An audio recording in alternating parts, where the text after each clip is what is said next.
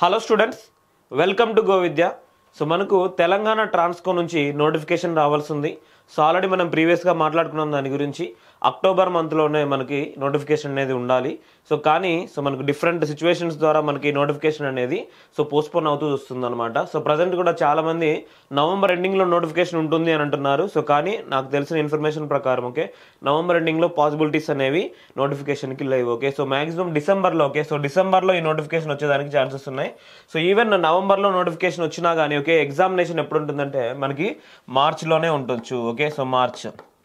March 2025లోనే examination అనేది ఉండొచ్చు. దానికంటే ఎర్లీగా అయితే ఎగ్జామినేషన్ ఉండదు. అంటే నోటిఫికేషన్ నుంచి మనకు ఎంత టైం అనేది ఇక్కడ రిక్వైర్మెంట్ అయితే మనం చూసుకోవచ్చు అనమాట. ఓకేనా. డిసెంబర్లోంచి అయినా కానీ మార్చ్లోనే ఉంటుంది. ఈవెన్ జనవరిలో నోటిఫికేషన్ వచ్చినా కానీ మనకి మార్చ్లోనే ఎగ్జామినేషన్ అనేది ఉంటుంది. ఎందుకంటే ఇక్కడ మనకు డిఫరెంట్ ఎగ్జామినేషన్స్ అనేవి జనవరిలో, అలానే డిసెంబర్లో, అలానే ఫిబ్రవరిలో కూడా ఉండడం జరిగింది. అందువల్లనే ఈ ఎగ్జామినేషన్ అనేది ఖచ్చితంగా మార్చ్లోనే ఉండాలి. దీనికంటే ఎక్కువ డిలే అయితే చేయరు. ఎందుకంటే ఆల్రెడీ నోటిఫికేషన్ ముందు నుంచే ఇవ్వాల్సి ఉంది.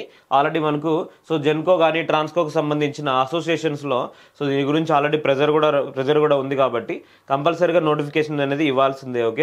నవంబర్ ఎండింగ్లో ఉంటుంది అని చెప్పేసి కొంతమంది చెప్తున్నారు. కానీ డిసెంబర్లో నోటిఫికేషన్ ఉంటుంది అనేసి నేను ఖచ్చితంగా చెప్పగలను. ఎందుకంటే చాలా మంది దీని ప్రిపరేషన్ గురించి కొంచెం డైలమాలో ఉన్నారు. నోటిఫికేషన్ ఎప్పుడు వస్తుంది? నవంబర్లో వస్తుందా? ఇంకొకటి 1 వీక్లోనే వస్తుందా, 2 వీక్లోనే వస్తుందా అని భయపడుతున్నారు అనమాట. ఖచ్చితంగా అంత ఎర్లీగా అనేది రాదు. మనకి ఇన్ఫర్మేషన్ అనేది కరెక్ట్గా ముందే తెలిసిపోతుంది. మీరు దేని గురించి వరి అవ్వకండి. ఖచ్చితంగా మేము ఇన్ఫర్మేషన్ అనేది మీకు ఆల్మోస్ట్ 15 to 20 days ముందే మేము చెప్పడం జరుగుతుంది. నోటిఫికేషన్ వచ్చే కంటే ముందే కొంత ఇన్ఫర్మేషన్ అనేది మనకు తెలుస్తుంది. అందువల్లనే డిసెంబర్లో ఈ నోటిఫికేషన్ ఉంటుంది అనేసి నేను చెప్తున్నాను. ఓకేనా. ఎవరైనా కానీ ఆల్రెడీ మన ఆఫ్లైన్ బ్యాచ్లో కొంతమంది ప్రిపేర్ అవుతున్నారు స్టూడెంట్స్.